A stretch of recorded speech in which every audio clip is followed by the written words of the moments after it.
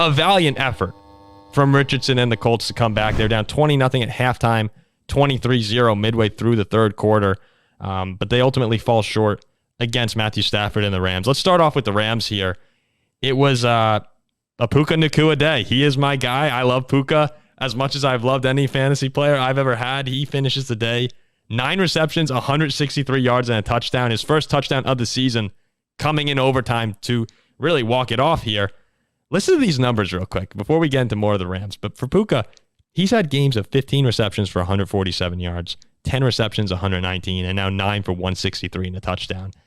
In the absence of Cooper Kupp, he's just been sensational. And other guys like Tutu Atwell have stepped up. Kyron Williams, his first 100-yard rushing day, a big day for a Notre Dame guy.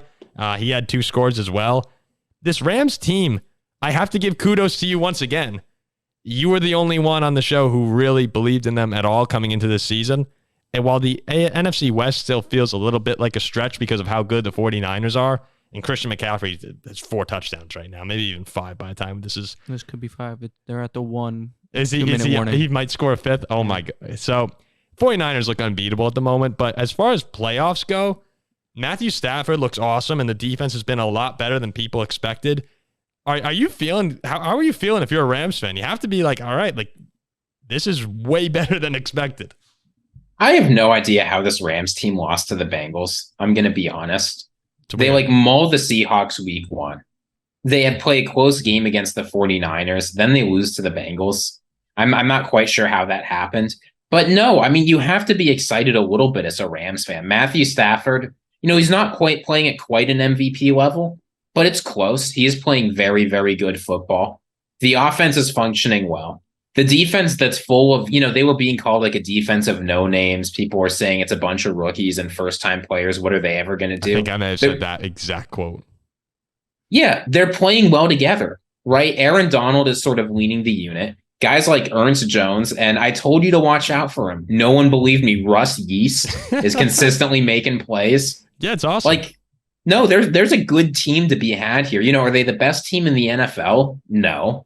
But they've got a real chance at making the playoffs in the NFC. If they're able to beat the Seahawks, they beat the Cardinals, they win a few more games. Oh, absolutely. 10 wins will get you there in the NFC. Absolutely. And Matthew Stafford has looked pretty good. Now, we'll see. He got a little banged up in this game, and Stafford, always so tough, even going back to his Detroit days. You remember these plays. Remember against the Browns when he dislocated his shoulder or something. I don't know. It was something crazy and threw the 2-point conversion to win that game. Or I can't remember how it played out, but Stafford's shown toughness time and time again. He does it again today. And I'm looking at the stats here.